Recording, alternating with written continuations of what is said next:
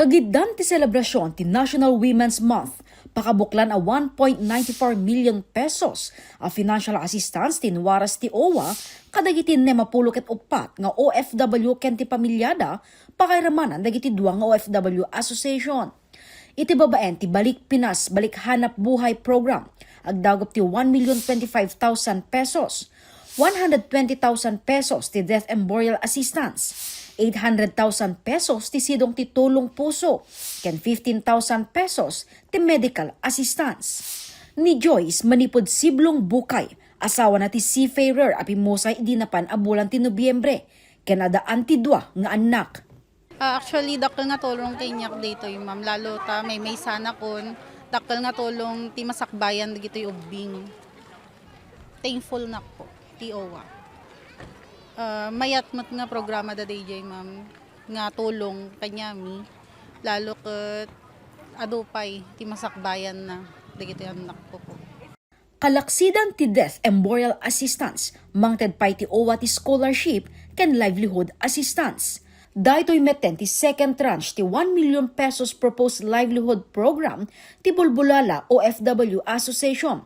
Sakbay ti COVID-19 pandemic anabukel ti asosasyon da ken itagdama adda ti 20 a miyembro ken nagpapadada a dating nga OFW. Igatang mititilar ken sagot. Actually ada nga rudyo balayan ma'am na itambak na rudyo sagot na i-deliver la di karman ken tayag sapa. Masaya po kami nakakatulong sa mga kasamahan kong OFW. Nagtagumpay po naman yung nabuo namin kaya ito na po yung grasya na natanggap namin. Dagiti programa ti OWA ket nairanta para iti proteksyon dagiti OFW ken pamilyada. Itong mga livelihood projects po natin ay nakakatulong para at least meron silang pagkakakitaan pag-uwi nila dito. Yung iba naman, ang pangarap ng isang OFW ay para sa edukasyon ng mga anak nila. Kaya po meron tayong mga financial assistance for education. And yung sa medical naman, di ba po pag mag-umuwi ang isang OFW, karaniwan ay meron na siyang nararamdaman, karamdaman.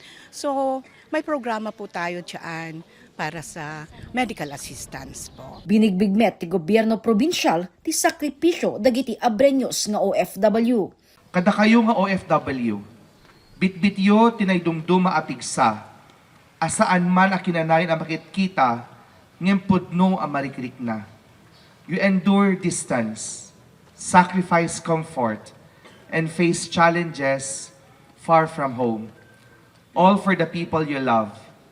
Indaolwan ni Bishop Leopoldo Hausian ti panangisagot ti maysa a kararag para kadagiti babae nang runa dagiti OFWs nga adda iti Middle East nga apektado ti tensyon.